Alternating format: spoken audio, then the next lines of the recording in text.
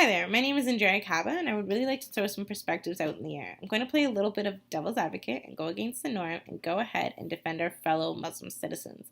The world is in the center of chaos ever since 9/11, and I think it's important that we analyze the outcome and acknowledge that Americans are not only the victims, and no, I'm not saying that the 3,000 Americans that died weren't victims, because they most definitely were victims. But what I am saying is that it is unfair for us to generalize a mass public and announce a unified perspective when out of 1.6 billion Muslims around the world, only 0.00625% are terrorists. That is less than 1% of 1.6 billion people. Regardless, we need to understand where it all stems from, and we need to understand where it will go. And to begin this understanding, we should start with where it began. So we're going to start with 9/11 and understanding some of the events. In order to understand some of the events, I would like to introduce an article written by Natalie Smith, and it's published in the Scholastic News Online.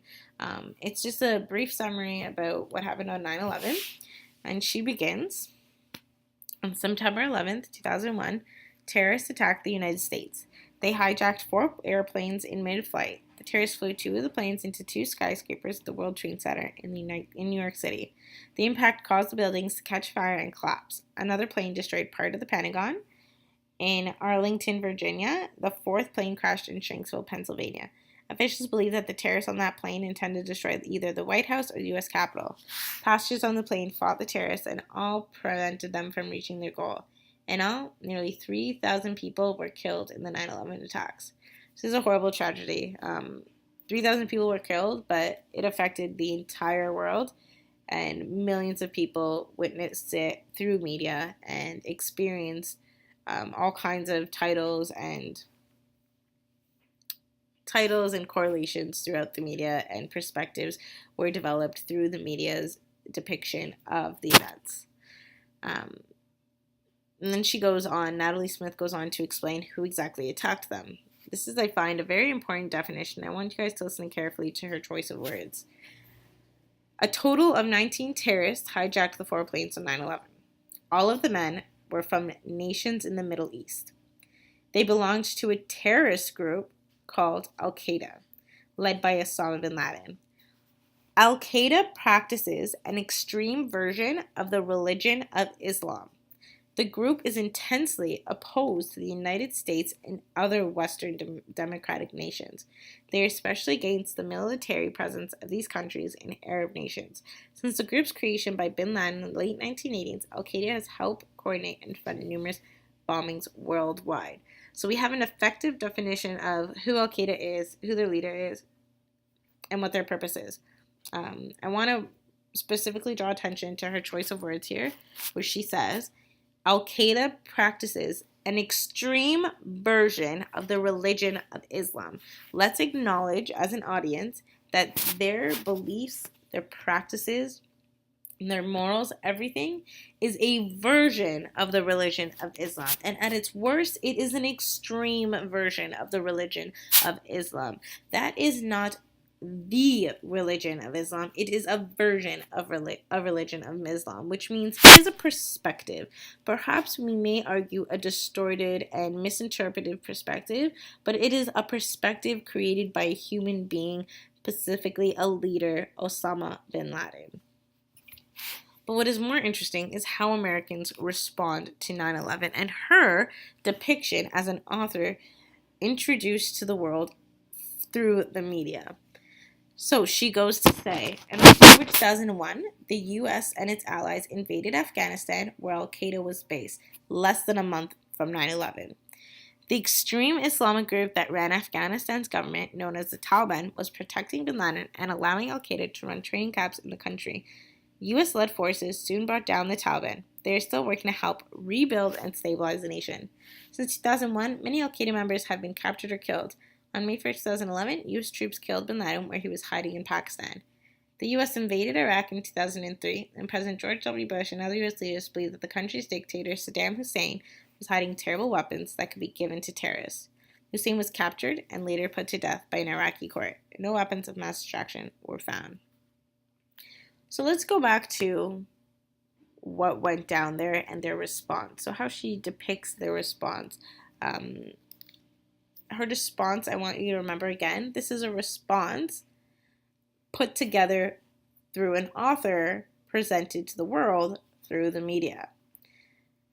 The U.S. and its allies invaded Afghanistan, where Al-Qaeda was based. Okay, so they invaded Afghanistan. That means they entered a country where they were not welcomed. The extreme Islamic group ran Afghanistan's government, known as the Taliban. Okay, so we've learned to find out that the Taliban is who supported this extremist group. After taking down the Taliban and grasping Osama bin Laden and then, killing Osama bin Laden, they tell the public they are trying to rebuild and stabilize the nation. Okay, so what are they rebuilding and stabilizing the nation is what we must question here. Stabilizing the nation and rebuilding it, from what I assume, from the way that they subliminally implement the information, the media wants us to believe that we are rebuilding and stabilizing the nation from the actions of the Al-Qaeda group, because us Western societal members are the heroes of the day. Everything we do is to save the day. We are peacemakers. But what we do not see in this article are how many casualties occurred at the hands of us peacemakers and us heroes that are depicted through the media and are indeed acting in the same mannerism of terrorists of Al-Qaeda. Iraq lost 174,000 civilian and combatant deaths, 109,000 deaths, including 66,000 civilian deaths classified Iraq war logs, and Iraq and Associated Press has declared 110,600 violent deaths. So the 110,600 violent deaths occurred from March 2003 to April 2009. That's 6 years. There's 110,000 people died. The 174,000 civilians dead occurred from March 2003 to March 2013. It's 10 years. It's about 17,000 people every year dying at the hands of Americans. And 109,000 died from January 4th to December 9th. To December 2009. That's 5 years, 109,000 deaths. Okay, what is really important here to understand is that these are civilian death counts. Civilian death counts include children, women, and men, and elderly. What we need to understand is children are something that should not be taken lightly. And children are victims. Children are entirely victims. Yes, they are Muslim, but to announce a child Muslim as a terrorist is kind of a radical. It's not realistic, and it's not natural for us to accept this kind of belief. Our media has depicted all of these deaths as Muslims. They do not define them by age, by gender, or by social status. They are simply Muslim terrorists. And that is all that should matter to us, is what they want us to see. The media chooses this word very specifically. They choose specific words in order to define social groups by certain terms that benefits the Americans, and specifically the American government. Terrorists of attack and defense are two different things. Terrorists of attack are most definitely what occurred on 9/11. Defense is defense. Defense is defending ourselves. Defense would be going in for our target, eliminating our target, and defending ourselves on the way out. However, the death toll on the civilians that were collateral damage to our defense must entail us as terrorists as well, is because those are moments of desensitization where we didn't even care to acknowledge the innocent children, women, and men that are a part of the collateral damage to this war. The ongoing war and the thousands of lives lost, the children, everything, the humiliating tortures that were induced by American soldiers are ridiculous. We've introduced a death count and the humiliation brought upon Iraqi civilians, Afghanistani civilians, and prisoners of Abu Ghraib prison. This is unjust. And this one incident of the prison is a perfect example of how the Iraqi individuals have had to pay the debts of the people of Al-Qaeda. These innocent people are paying the debts of something, specifically these children, they do not even understand. They may be the furthest thing away from these extremists, but they are the payees of the debts of these extremists. Which brings me to my next point, the acknowledgement of defining terrorist. What is a terrorist? Today, if we ask the majority of Americans what is a terrorist, they will follow the associated definition the media provides to us and say, a Muslim. It just seems natural to associate those two terms. When indeed a terrorist is not a Muslim. A terrorist is a person who uses terrorism in the pursuit of political aims. Interesting. Does that not sound more like our political leader and president-to-be Donald Trump, as opposed to the 1 billion Muslim civilians who are not terrorists? For 1 second, please allow us to analyze what terrorism has come to in today's society and driven by our media. Our media has defined a Muslim as a terrorist to a point where it has been instilled in our thought process to accept this depiction. But allow me to introduce the many terrorists who are not Muslim. Let's follow back to our definition. A terrorist is a person who uses terrorism in the pursuit of political aims. Okay, so what is terrorism? We're going to break this down as basic as we can so our understanding is as simple as possible. Terrorism is the use of violence and intimidation in the pursuit of political aims. Donald Trump, the future president of the United States of America, is the ringleader of intimidation.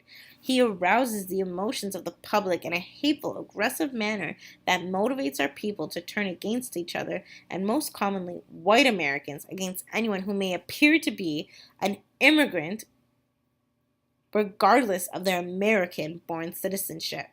We've encouraged hate towards Mexicans, Africans, and directly Muslims. Muslims, who he has reminded the public are not to be seen as anything more or anything less than a terrorist, because all Muslims are terrorists and all terrorists are Muslims. This is what he has used the media to define Muslims as and gather his supportive team. Let's be clear. A terrorist can be a Muslim, just like they can be an American, a Canadian, a Mexican, an African, and even Italian, a European of any culture. But a Muslim does not have to be a terrorist. Nowhere in the Quran does it promote hatred. Instead, it reads, humanity is but a single brotherhood, so make peace with your brethren, in the Quran 49:10. It is the extremists of this religion who challenge the proper interpretation and manipulate it in order to make their needs louder. Again, I remind us, there is always an alternative route to a conclusion that does not involve violence, but for extremists of any religion, things are taken way too far. Similar to how the Christians attacked many people and killed thousands in the pursuit of maintaining a single religion across the world. This, however, has never allowed people to title Christians or Catholics terrorists. Why? Because it is the majority religion of the United States of America and is even instilled in their national anthem. The hate we continue to breed through our backlash against Muslim terrorists will not solve anything. The wars corporations and media endorse will not save any lives. We must alter our reaction and our thought process and assess ourselves as human beings. We could be born any color in the world, but what is important to acknowledge is that we are all human, and every single life should be respected with love, peace, and empathy. I repeat the Quran one more time. Humanity is but a single brotherhood, so make peace with your brethren. This line applies to the extremists in our world and to those who claim defense but are active terrorists themselves. Something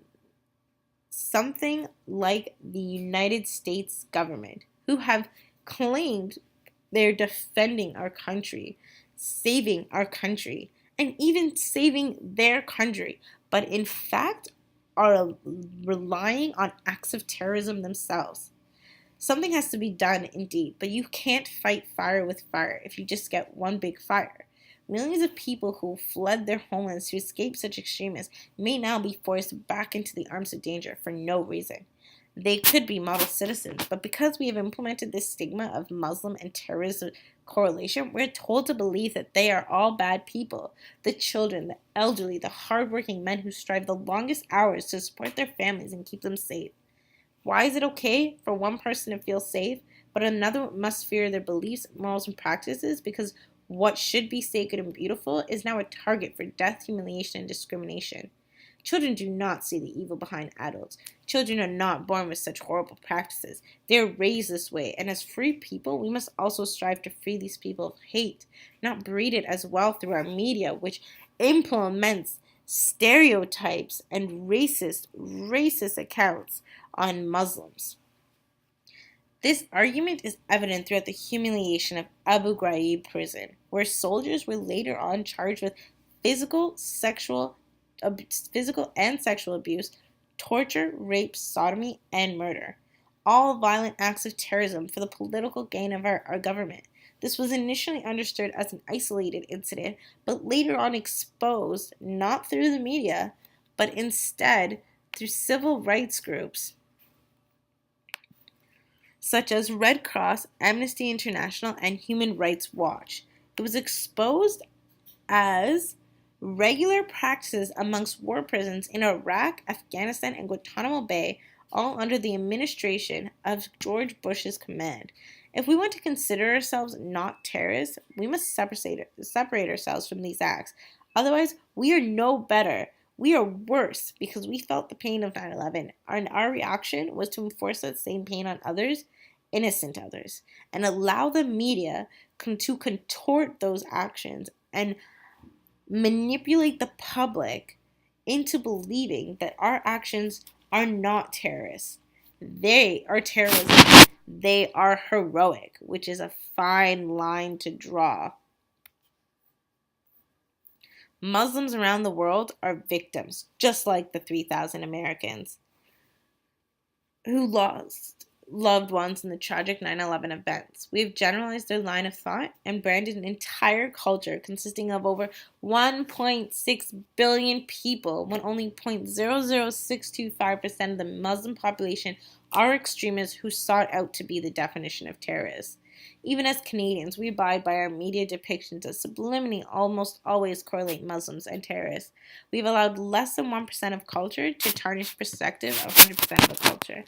We lost 3,000 Americans on September 11th, and between 2003 and 2013, we have eliminated 174,000 civilians and combatants of Iraq. And I just use the word civilians, which includes children who know nothing about this war, and women and men who are not supporters of extremists.